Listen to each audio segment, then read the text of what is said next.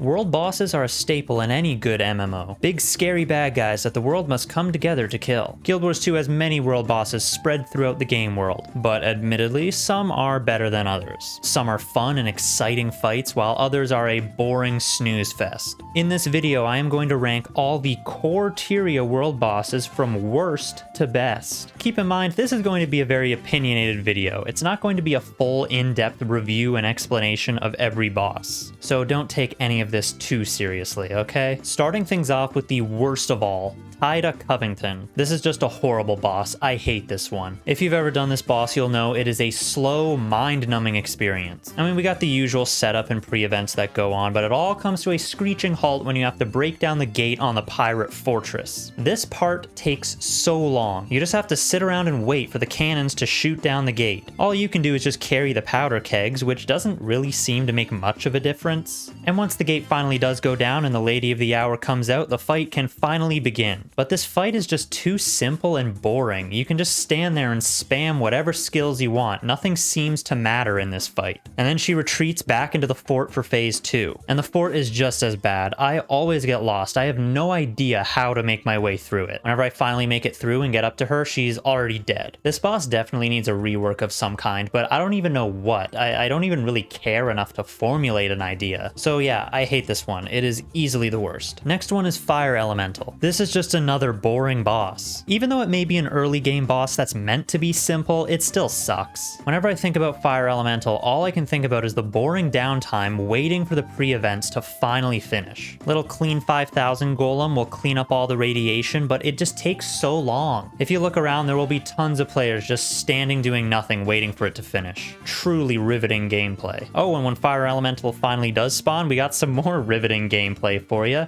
Just stand at range and spam 1111111 until the boss dies. There are things like shockwaves and fire tornadoes, but they don't seem to matter at all. You can just ignore them. Now, I know Fire Elemental is a low-level boss that is supposed to be easy and simple, but there are other low-level bosses that have a much more engaging fight. So in conclusion, Fire Elemental is just slow and boring. The Mega Destroyer. Okay, my whole take on the Mega Destroyer is it's basically just a scaled-up version of Fire Elemental. So it can't be ranked much higher. It has the same issues, long pre-events, long downtime, and just wait for the boss to spawn. And then it's just too simple of a fight. You just stand at range and that's it. You can't even fight it at melee range if you wanted to, because it just stands in the lava. It does have phases where it will summon other destroyers, but those destroyers just die immediately, so it makes no difference. You know, lore-wise, the Mega Destroyer is supposed to be a champion of Primordius, so it should be a very powerful creature. So this lame, lackluster fight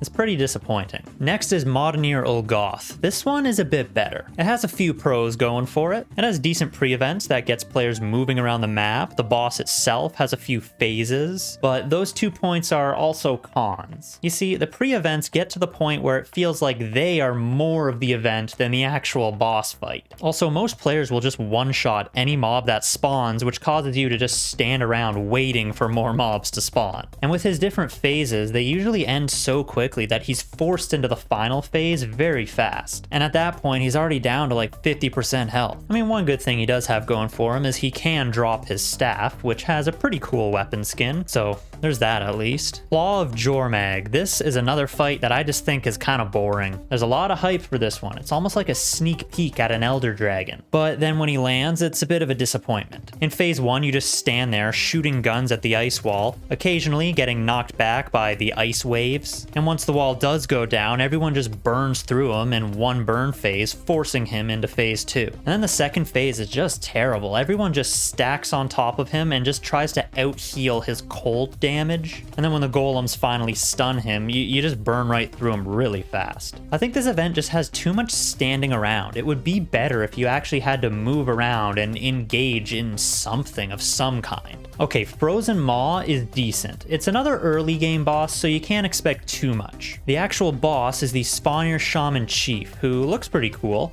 or should I say, cold. He has 2 phases, he summons adds, he's got powerful abilities. In phase 2, he gets different abilities, which is pretty cool. If you're a max level player, none of his abilities will really matter to you. But if you're the actual recommended level for the fight, you do have to pay attention to avoid some of these attacks. One big thing holding this back from being ranked higher is the boss moves around too much. Usually when a boss moves around, it's part of a mechanic of some kind, but that's not what's happening here. One of his abilities makes him charge in a direction, and he uses it constantly. He can even charge out of range of the boss fight arena, and when that happens, he just slowly walks back to reset. So he'll go invulnerable for a time while he's walking back, and there isn't really anything you can do to stop this. It really is annoying fighting a world boss constantly following him around and waiting for his invulnerability to come off. Okay, now Triple Trouble is a little difficult to rank. It's unfortunately a boss that just doesn't happen often. It's a 3-in-1 boss. 3 worms will spawn, each with their own pre-events. All pre-events have to be completed, and all worms have to be killed to succeed. And it's just very rare that you can find a map that is coordinated enough to pull this off. Every time I've successfully done Triple Trouble, it's when I am in a full map that is split up and organized properly, which usually requires players to get into the map well in advance of the event. With a map full of pugs getting in the map as the event starts, I just don't see this happening. Now that being said, the actual fight is great. Each worm has its own mechanics that has to be followed. They each have 2 different phases. They spawn champion mobs. It's actually a really involved fight that feels well thought out. It's actually fun to do, but I have to rank it around the middle of the pack because it just seems rare that you find a squad big enough to even attempt it. So I think the fact that people hardly even attempt this boss is going to bring it down a lot. I mean, me personally, I don't even think I've done it that many times, so it's a little difficult to rank. Okay, so I'm going to jump back in here while I'm editing because I realized I forgot to mention something. I'm aware that there are guilds that actually specifically focus on this world boss. They do it a few times a week, or they might even do it daily. I'm not totally sure. So it's not actually that hard to find a decent squad to do this boss. But I think my opinions and overall ranking of this boss still stands, because if you don't get into the map with those organized guilds,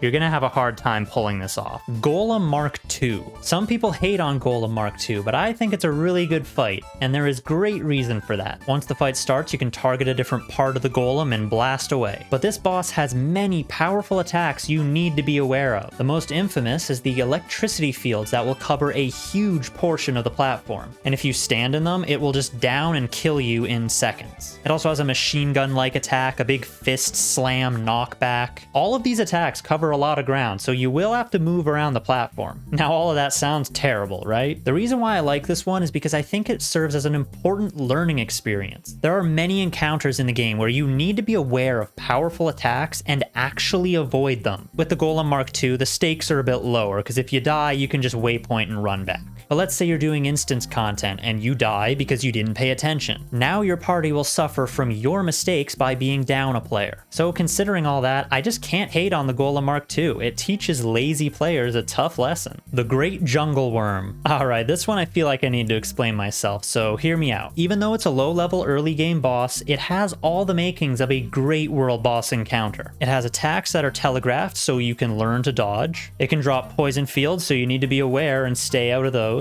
It also has a self-healing mechanic. It'll spawn ritual husks, which will heal the worm. So when that happens, players have to go focus the husks instead of the worm. Since the jungle worm is a low-level boss, all of these things are a more simplified version. But these are all things that are often found in late-game bosses, meta events, or even some instance content. The Great Jungle Worm really feels like a well-thought-out, put-together fight. I think some of the other low-ranked bosses on my list could be ranked higher if they had similar design mechanics in place. Okay, the Shatterer I think is a great boss. I also feel like he used to be like the poster boy of world bosses. You know, since the original Guild Wars 2 physical copies had artwork of him inside the sleeve. Yeah, there, see that? Check that out.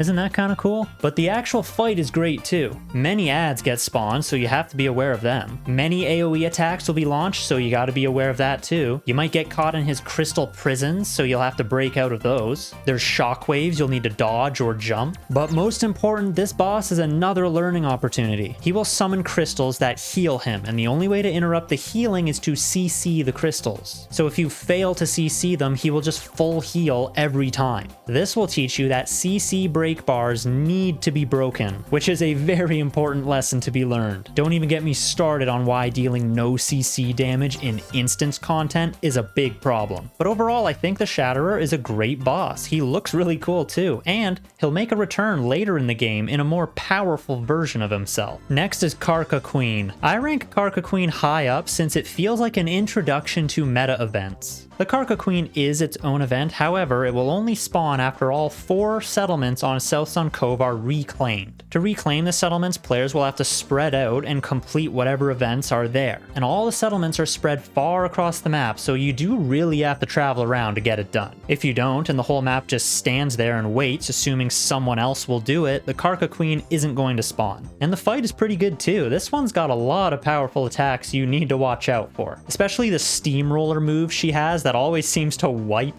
half the map. It also has this big knockdown attack that it seems to sometimes combo with the steamroll move. My point being, you need to pay attention in this fight or you're gonna die. But yeah, this is a great world boss experience. I approve. Shadow Behemoth, baby, let's go. I do like Shadow Behemoth. Let's start with the appearance. He's a massive shadow nightmare spirit. He's really got that intimidating look a world boss should have. A world boss should look big and scary like this. He is so powerful you can't even get too close to him or you just die. It's also a very well-rounded fight. He's got proper burn phases, he summons adds, he has big AoE attacks. In between burn phases, he'll become invulnerable. He then summons portals which players will have to spread out and destroy. And only after doing so will he become vulnerable again. But the portal phase is one thing that makes this fight great. It actually gets players out and moving around, none of this stand in one spot garbage. Since this happens in Queensdale, it might be the first world boss experience for many new players. I've seen quite a lot of new players comment on how cool the experience was for them, which is not something I think I've ever seen at any of the other low-level world bosses. It also has a chance to drop a really cool staff,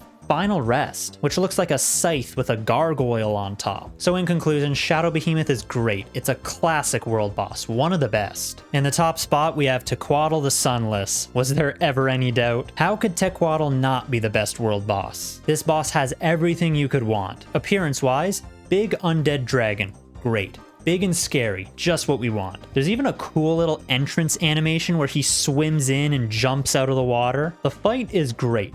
Too many powerful attacks to mention. Big stomps, shockwaves, poison field, poison breath. He can drag you underwater. Basically, if you're standing at his feet, you're gonna get hit a lot. There's big turret guns available that players can use to weaken Tequatl or support allies. Burn phases, yes, we have them, and they are spaced out by a secondary event called the defense phase. There are different locations on the map that players have to split up and go to defend an objective. Each of these objectives with a different mechanic.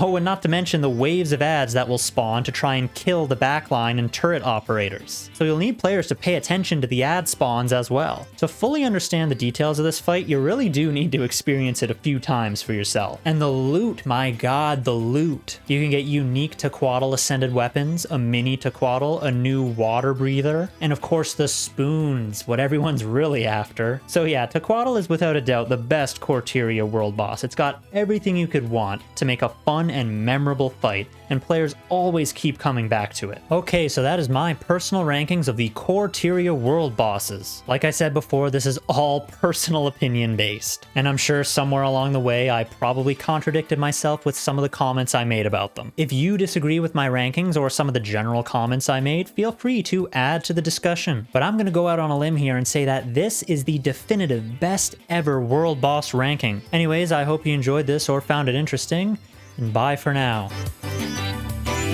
You know, with how old the game is now, I was just wondering, is it considered rare to have one of these? Like, do you have one? Do you have a physical copy? Or did you just digital download?